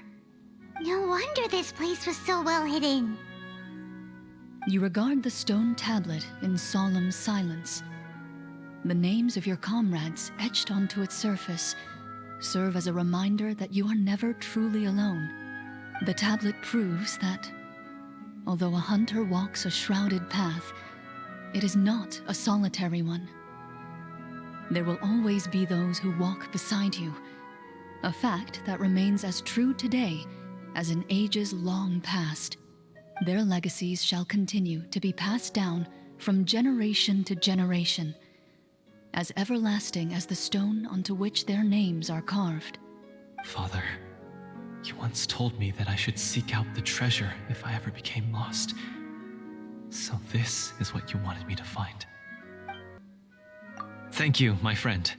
You are very kind. I implore you, everyone, please give me a chance to make up for all I've done. Allow me to fight alongside you and defeat the evil sorcerer that threatens the peace and prosperity of everyone in this kingdom. Well, I say we let you join. Sounds good to me too. Everyone makes mistakes. What matters is what you do to make up for them.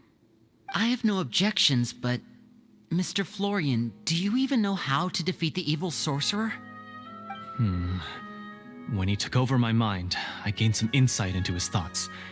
Every time I thought of the treasure, he reacted with a strong sense of fear. Huh? He's afraid of the treasure? But there's nothing here except some broken weapons and the stone tablet. What if the secret's hidden inside these weapons? GM, permission to investigate.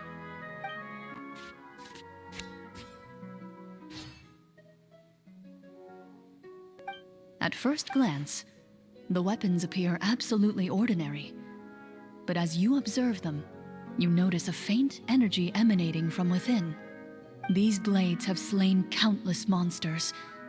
Though it's been a long time since they were used in battle, their edges remain sharp, as if they're simply waiting for the next worthy hunter to carry on their legacy. So basically, take these with us, right? I'll take this weapon, since it used to belong to Est. Maybe it'll find comfort in being held by someone who appreciates the arts. Ah, good idea. I'll take Mr. Walter's bow then, from one archer magician to another. Paimon's gonna pick a cool weapon too!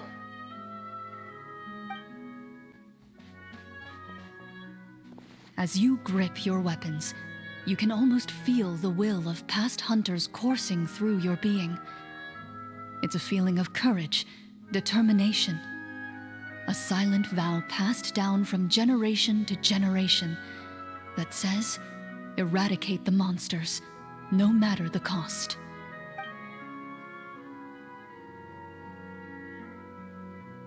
Mr. Florian, do you know where to find the evil sorcerer? I was able to see his surroundings when our minds were connected.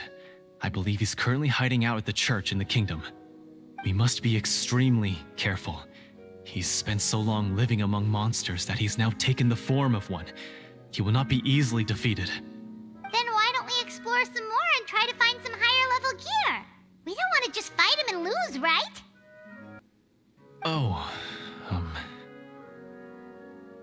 No, we have to strike now. He was greatly weakened when I managed to break out of his control. If we let him rest, he might have time to escape. I agree with Mr. Florian. We've got to act while we have the advantage.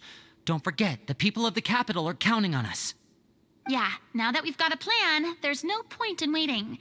The longer this drags on, the worse it will be for everybody. Yes, that's what's called... Yes, that's exactly right. Alright, you've persuaded Paimon. Mr. Florian, please, lead the way. Of course. Follow me. He had to set up so many scenes today, and now he has to join in for this last part. I really don't envy his job. Finally, you decide to slay the evil sorcerer and bring peace back to the kingdom once and for all. As you walk away, you feel the gaze of the stone tablet at your back, as if all the hunters of the past are wishing you success in the battle ahead and awaiting your triumphant return.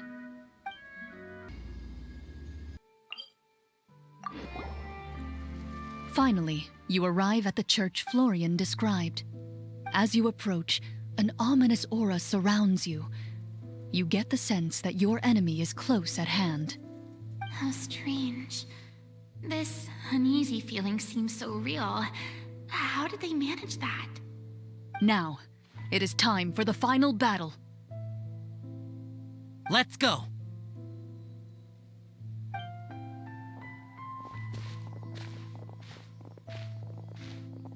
Florian, wait. What's wrong? I think you should wait outside. You've already been corrupted by the Devorator once. It could easily re-enter your mind and take control of your body. I don't think it's a good idea for you to be this close. If it corrupts you again, it's possible you might take on a new form entirely. That's exactly why I have to go. Why I should be at the very front. You mean... Yes. I intend to lure it into my body. That's too risky. If things get out of hand, I might have to kill you.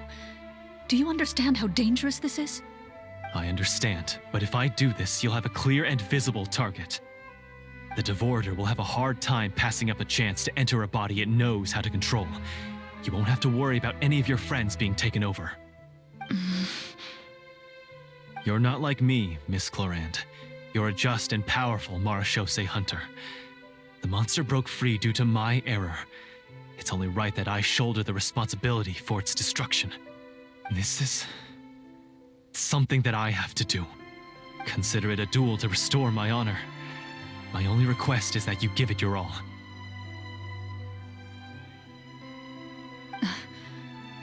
I understand. Then, as a champion duelist, I hereby accept your request for a duel, and extend to you my most sincere regards. Thank you. The battle is now upon us. Let the Devorator once again tremble under the blade of the Marechaussee hunters.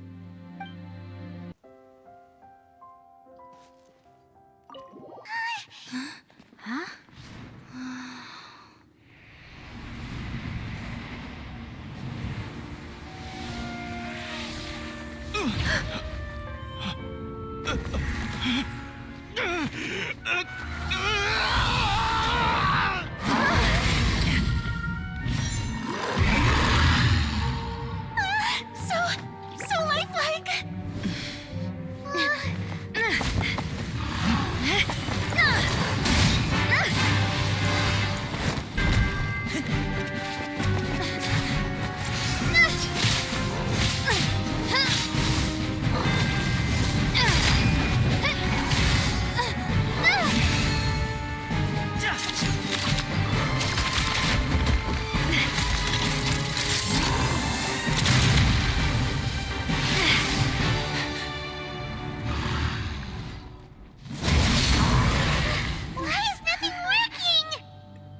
This foe is not invincible. You hold the treasure, the power to defeat it, in your own 2 hands. The treasure? You mean... the names. It's the Marechaussee hunters' names. How are we supposed to... You forget, Paimon? There's still one skill we saved until the very end. Hunters fight not for fame, but to aid the people whenever they are summoned. Walter the Marechaussee Hunter, master of 1,000 tricks, executioner of the Phantom Hunters, I call for aid! Est, the Marechaussee Hunter, inheritor of Cassiodor's will, judge of the Shadow Hunters. Answer my call!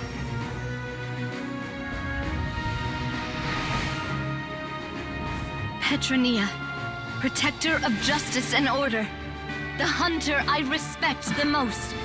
Thank you for saving my friend, the best one I'll ever know. Please, lend us your strength.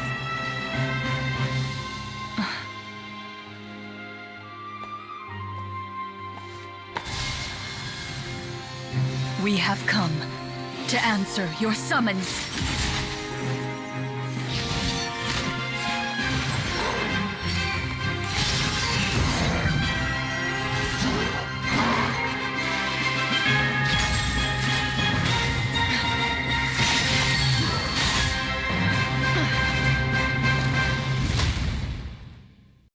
And so, the monsters were eradicated, and the sorcerer was defeated.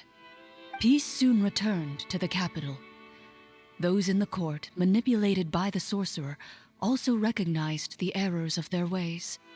Some remembered the names of the heroes who saved their kingdom, but others simply continued their lives none the wiser. Such is the story of the Marechaussee Hunters. They pursue the phantoms in the darkness, and exterminate all who pose a threat. They will always protect the city and those within it, even should all memory of their accomplishments be forgotten by the very people they serve. I'm assuming we've finally reached the end of the script. Yes, you've reached one of the better endings. It's a pretty solid story overall. I thought it was just an ordinary adventure at first, but the further we got into it, the more impressed I became with the production and the plot. That final battle especially. All the effects were super realistic. Oh, right. Yeah, totally. That's a really good point. I never expected the weapons we picked up from that vault would have that kind of effect. Yeah, mine nearly scared the daylights out of me when it started glowing. I took a good look at it after we got out, but I don't think it ever lit up again. Oh, we should probably give these props back, right? I'll just leave mine here. Did you have a good time? Of course. Let me know if another script like this comes around. Sure, no problem. Then I'll head back for now. I think I need some time to fully digest everything that just happened. Once Mr. Florian is awake, please pass on my regards to him. He must be extremely exhausted to have passed out cold like that. You're right. He's had a lot to deal with. Well, see you all some other time. Toodaloo!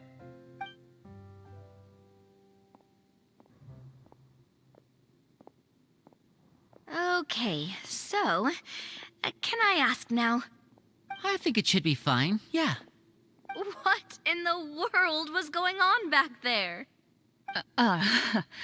So you saw through all of that? That time in the cave when you told us to close our eyes, it'd be weirder if we didn't notice anything. I was dying of curiosity the entire time. I mean, you did a pretty bang-up job of pretending nothing had gone wrong. Farina actually looked like she thought all of it was planned. Guess none of us wanted to be the one to break the illusion. What are you all talking about? Oh, wait. Don't tell me Paimon never... Oh, this is all my fault. It's not too late to cover your ears. Here, Paimon, I'll do it for you. Bit late for that, don't you think? You're saying everything that happened back there wasn't actually part of the script? It's probably more accurate to say this was never a real scripted story to begin with. What? So loud. My head. Hey, you! Get up right now and explain yourself! No shaking, please! Oh, my head. Did Paimon just hear that right? You guys made up that whole last part on the spot? It's not nice to lie to people, but Paimon's gotta admit, that was a really good story, Florian. Oh, and nice improvisation, Clorinde! Yeah, it was like watching a magician improvise a spectacular magic trick after forgetting an important prop. If Paimon knew something was wrong with that vault, she would have floated straight in the opposite direction. Everything was under control. As if you've ever described a situation as being out of control. I'm pretty sure any situation you consider to be easy to handle would scare a reasonable person half to death. Guess I'm just used to it. You must run into a lot of unexpected situations then. That explains why you're so good at coming up with things on the spot. As for you, Florian, I know there's no excuse for what I did. I'll turn myself into the guards at once, confess my crimes, and accept any punishment that comes my way. I would say you've already suffered more than enough. What? You may have been blinded by fame and fortune in the beginning, but your actions during the final battle had proven you to be a true Marechaussee hunter. You'll be far more used to the city above ground than below. Your job as a hunter is more important. But Of course, you'll still need to take the keys and pay a personal visit to the 2 hunters you wronged. Prepare to accept any terms they give you as well. yes, of course. As far as I'm concerned, though, your showing in the duel was enough to prove your honor. Then I'll do exactly as you said. I'll go return those 2 keys right now. Thank you so much, everyone. I'll do my best to prove myself worthy of the second chance you've given me. I swear this on my name and honor as a Marashose hunter. Until we meet again, everyone.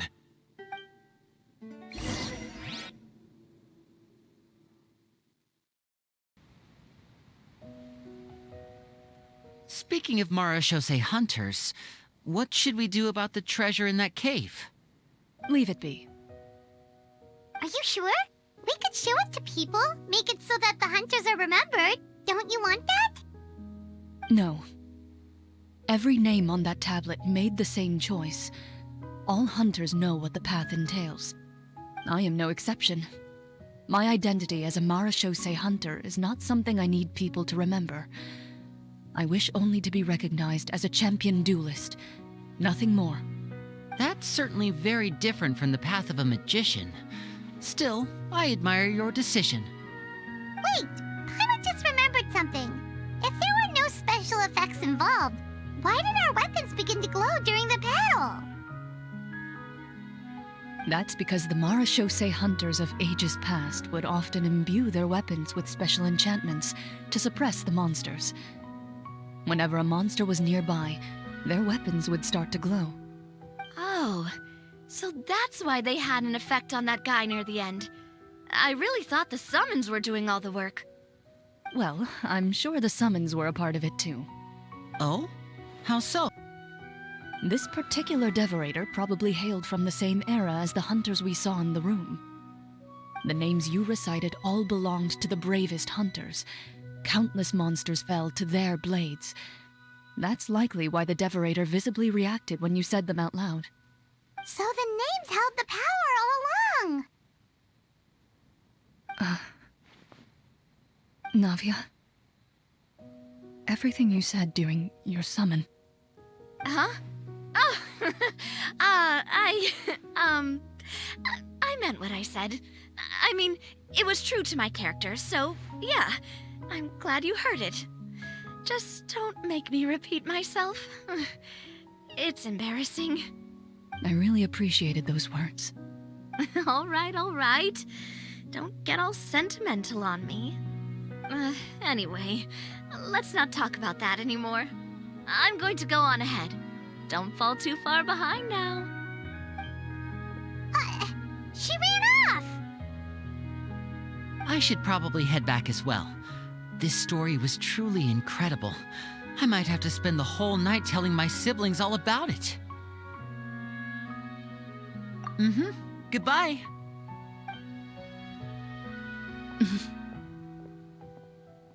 Traveler, should your name and deeds be forgotten, what do you think the significance of your journey will be?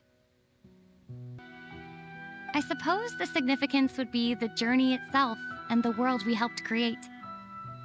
There's still value in the time I shared with everyone here, in the things we were able to accomplish, even if no one remembers them. A great answer. I'll remember it. Me? The Marashose hunter says nothing in response to that question. Perhaps her answer lies in her silence. An unspoken vow left to echo through the night. The path she walks needs no explanation.